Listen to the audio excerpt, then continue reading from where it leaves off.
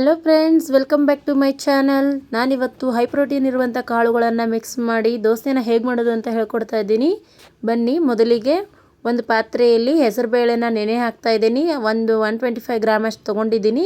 ಈಗ 1/4 ಕಪ್ಪಲ್ಲಿ ಉದ್ದಿನಬೇಳೆ ಮತ್ತು ಅದಕ್ಕಿಂತ ಸ್ವಲ್ಪ ಚಿಕ್ಕ ಕಪ್ಪಲ್ಲಿ ತೊಗರಿಬೇಳೆ ಮತ್ತು ಕಡಲೆಬೇಳೆನ ತೊಗೊಂಡಿದ್ದೀನಿ. 1 ಟೇಬಲ್ ಸ್ಪೂನಷ್ಟು ಚನ್ನಂಗಿ ಬೇಳೆ ತೊಗೊಂಡಿದ್ದೀನಿ. ಇವಾಗ ನೀರು ಹಾಕಿ ಚೆನ್ನಾಗಿ ವಾಶ್ ಮಾಡ್ಕೋಬೇಕು. ಅದರಲ್ಲಿ ಪೌಡ್ರೆಲ್ಲ ಇರುತ್ತೆ, ಚೆನ್ನಾಗಿ ನೀರು ಹಾಕಿ ವಾಶ್ ಮಾಡ್ಕೊಳ್ಳಿ.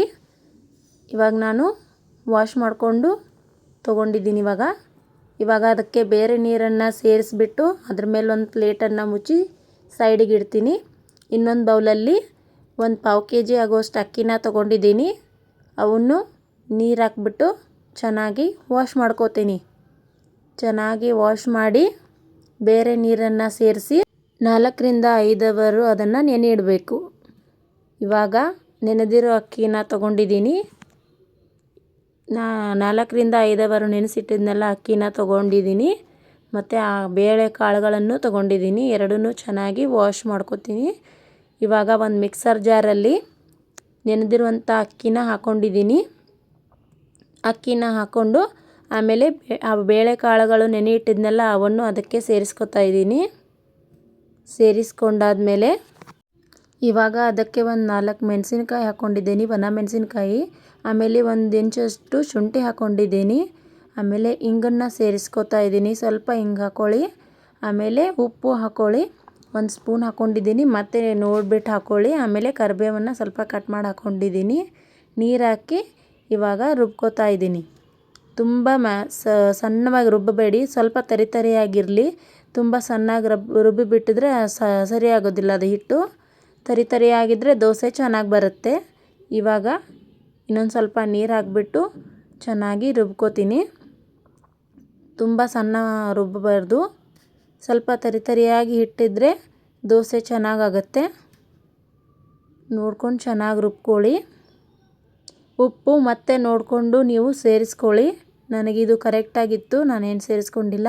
ಇವಾಗ ಹಿಟ್ಟಿಗೆ ಸ್ವಲ್ಪ ಕೊತ್ತಂಬರಿ ಸೊಪ್ಪನ್ನು ಹಾಕಿ ಹಿಟ್ಟನ್ನು ಕಲಿಸ್ಕೊಳ್ತಾ ಇದ್ದೀನಿ. ಕಲಿಸ್ಕೊಂಡು ದೋಸೆ ಬ್ಯಾಟರ್ ನೋಡಿ ಪರ್ಫೆಕ್ಟಾಗಿ ಬಂದಿದೆ.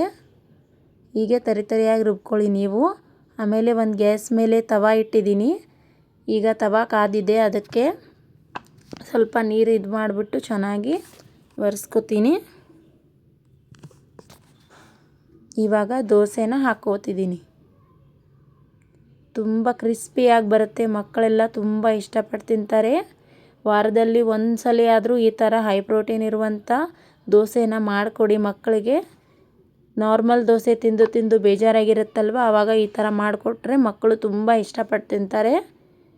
ಚೆನ್ನಾಗಿ ಬರುತ್ತೆ ಈ ದೋಸೆ, ಕ್ರಿಸ್ಪಿಯಾಗೂ ಬರುತ್ತೆ. ನಿಮಗೆ ನಾರ್ಮಲಿ ಸಾಫ್ಟಾಗಿ ಬೇಕಂದರೆ ಸಾಫ್ಟಾಗೂ ಮಾಡ್ಕೋಬೋದು. ತುಂಬ ಕ್ರಿಸ್ಪಿಯಾಗೂ ಬರುತ್ತೆ. ಚೆನ್ನಾಗಾಗಿದೆ ನೋಡಿ. ಇವಾಗ ಅದನ್ನು ಮತ್ತೆ ಮುಗಿಸಿ ಉಲ್ಟಾ ಹಾಕ್ತಾಯಿದ್ದೀನಿ ದೋಸೆನ. ನೋಡಿ ಚೆನ್ನಾಗಿ ಬರುತ್ತೆ. ಕಲರ್ ಎಲ್ಲ ಎಷ್ಟು ಸಖತ್ತಾಗಿ ಬಂದಿದೆ ಅಲ್ವಾ. ಮನೇಲಿ ನೀವು ಟ್ರೈ ಮಾಡಿ ನೋಡಿ ಹೇಗಾಗಿದೆ ಅಂತ ಕಮೆಂಟಲ್ಲಿ ತಿಳಿಸಿ. ನೋಡಿ ಎಷ್ಟು ಚೆನ್ನಾಗಿ ಬಂದಿದೆ ದೋಸೆ, ಸೂಪರಾಗಿ ಬಂದಿದೆ. ಈ ವಿಡಿಯೋ ನಿಮಗೆ ಇಷ್ಟ ಆಗಿದ್ದರೆ ಲೈಕ್ ಮಾಡಿ, ಶೇರ್ ಮಾಡಿ, ಕಮೆಂಟ್ ಮಾಡಿ, ನಮ್ಮ ಚಾನಲನ್ನು ಸಬ್ಸ್ಕ್ರೈಬ್ ಮಾಡಿ.